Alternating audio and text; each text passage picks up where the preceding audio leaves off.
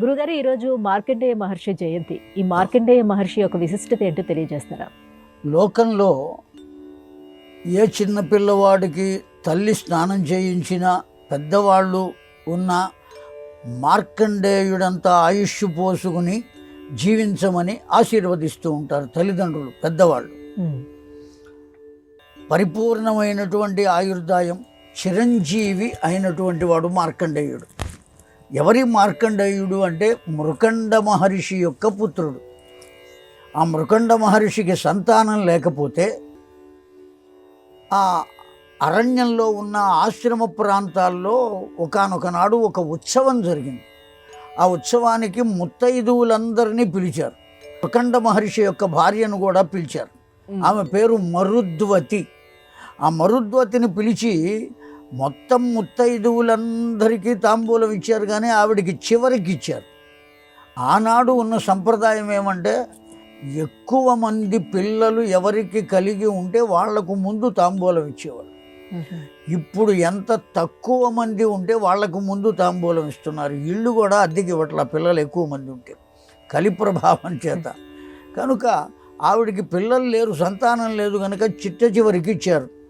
పాపం మానసికంగా చాలా కుంచుకుపోయింది ఆవిడ. అటువంటి స్థితిలో భర్త వద్దకు వచ్చి అడిగితే గోమతీ నదీ తీరానికి వెళ్ళి తపస్సు చేశాడు ఆయన. పరమేశ్వరుడు ప్రత్యక్షమయ్యాడు. ప్రత్యక్షమయ్యి ఆ వరం ఇచ్చాడు, పుత్రుడు కావాలి అని. అయితే పరమేశ్వరుడు వరం ఇచ్చేటప్పుడు ఏం చేశాడు? నీకు పూర్ణాయుర్దాయము కలిగినటువంటి పుత్రుడు కావాలా, అల్పాయుర్దాయము కలిగిన సత్పుత్రుడు కావాలా?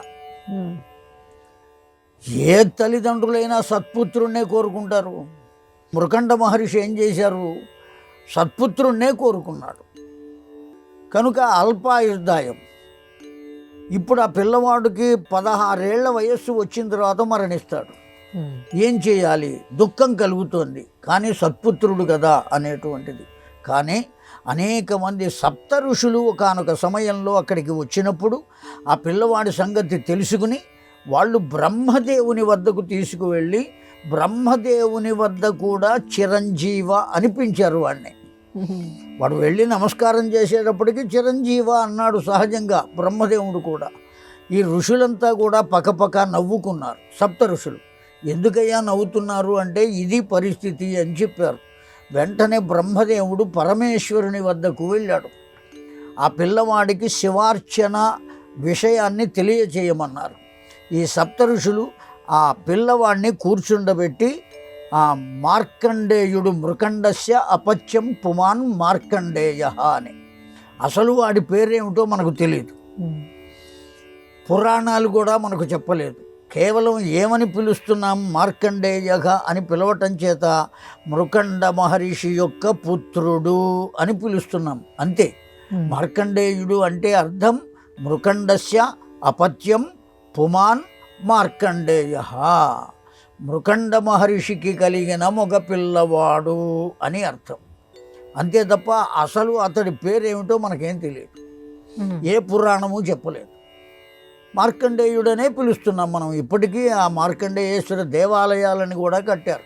కనుక ఆ మార్కండేయుడు అల్పాయుర్దాయం కలిగిన వాడు కనుక వాడిని పూర్ణాయుర్దాయం చెయ్యాలి అంటే కేవలం ఈశ్వరారాధన కనుక చేసినట్లయితే అపమృత్యువు తొలగి సహజమైనటువంటి స్థితిని పొందుతాం. ఒక్క మార్కండేయుడే కాదు, మనం కూడా అంతే. ఈశ్వరారాధన అంతకన్నా దివ్యమైనటువంటిది ఇంకొకటి లేదు అపమృత్యువు తొలగించుకోవటానికి. ఇప్పుడు వీడికి అపమృత్యువే ఉన్నది, చిన్న వయస్సులో పోతున్నాడు. ఆ కారణం చేత ఈశ్వరారాధన అతడికి నేర్పమని సప్తఋషులకు చెప్పి బ్రహ్మదేవుడు తాను తపస్సు కోసం వెళ్ళాడు. ఆ ఈశ్వరుణ్ణి ప్రసన్నం చేసుకుని వరం అడగటం కోసం. ఈశ్వరారాధన చేసినటువంటి ఆ పిల్లవాడు యమధర్మరాజు వచ్చినా భయపడకుండా ఆ పరమేశ్వరుణ్ణి లింగాలింగనము అని అంటారు. ఆ పరమేశ్వర లింగాన్ని ఆలింగనం చేసుకున్నాడు. ఇంటికి వెళ్ళలేదు, తల్లిదండ్రులను చూడలేదు, చిన్న వయస్సులో కూడా కేవలం ఈశ్వరారాధన చేస్తున్నాడు. ఆ ఈశ్వరారాధన ఎంతవరకు తీసుకొచ్చాడు అంటే యమధర్మరాజు వచ్చిన పాశము వేసిన అతన్ని తీసుకువెళ్ళలేని స్థితిలో ఉన్నాడు. కేవలం అతడి కొరకు పరమేశ్వరుడే అవతరించి తన చేత నియమింపబడినటువంటి యమధర్మరాజును కూడా తన వామపాదంతో ఒక్క తన్ను తన్ని విగత జీవుణ్ణి చేశాడు పరమేశ్వరుడు, ఆ మార్కండేయుణ్ణి రక్షించడం కోసం. అంత దివ్యమైనటువంటి తపస్సు చేసినట్లుగా చేశాడు ఈశ్వరారాధన. కనుక మనం కూడా ఏ చెట్టు కిందో గడ్డం మీసాలు పెరిగిపోయేట్టుగా కూర్చుని ఓ మంత్రాన్ని తీసుకుని తపస్సు చేయవలసినటువంటి ఆవశ్యకత లేదు. పరిపూర్ణమైనటువంటి చిత్తస్థాస్యంతో చక్కగా ఆరాధన చేసిన, భగవద్ ఆరాధన అర్చన చేయడానికి అవకాశం లేకపోతే కేవలం ఈశ్వర, లేదు శివ, శంకర, హరహర ఇట్లా పిలిచినా వాడు వెంటనే మన వైపు చూస్తాడు. కాశీనగరంలో ఓ సూత్రం ఉన్నది. ఏమిటా సూత్రం అంటే, మహాదేవ అని ఒకసారి పిలిస్తే ఆ లోపల దేవాలయంలో ఉన్న మహాదేవుడు విశ్వనాథుడు ఒక్కసారి ఎవరో నన్ను పిలుస్తున్నారే అని ఆలోచిస్తాడు. రెండోసారి మహాదేవ అంటే ఆ శబ్దం ఎటువైపు నుంచి వచ్చిందో అటువైపుకు చూస్తాడట. మూడోసారి మహాదేవ అంటే ఆ అన్నవాణ్ణి తీసుకొచ్చి తన ఒళ్ళో కూర్చోబెట్టుకుంటాడట మహాదేవుడు. అసుతోషుడు అని బిరుదు ఆయనకు. అప్పటికప్పుడే కరుణించి వాళ్ళకు కావలసినవి అందించేటువంటి వాడు పరమేశ్వరుడు. అటువంటి పరమేశ్వరుణ్ణి ప్రసన్నం చేసుకుని చిరంజీవిగా వరాన్ని పొందినటువంటి వాడు మార్కండేయుడు. చిరంజీవి అని చెబుతున్నాం. చిరంజీవి అంటే అన్ని కల్పాలు ఉంటాడు అని కాదు. ఆ మార్కండేయుడు ఏ కల్పంలో పుట్టాడో, అవతరించాడో ఆ కల్పం అయిపోయేంత వరకు ఉంటాడు అని. కనుక అంత ఆయుర్దాయాన్ని పొందాడు. కనుకనే ఆ మార్కండేయుడు అంత కీర్తిమంతుడయ్యాడు. అంతేకాదు మార్కండేయ పురాణము అని ప్రత్యేకించి ఉన్నది.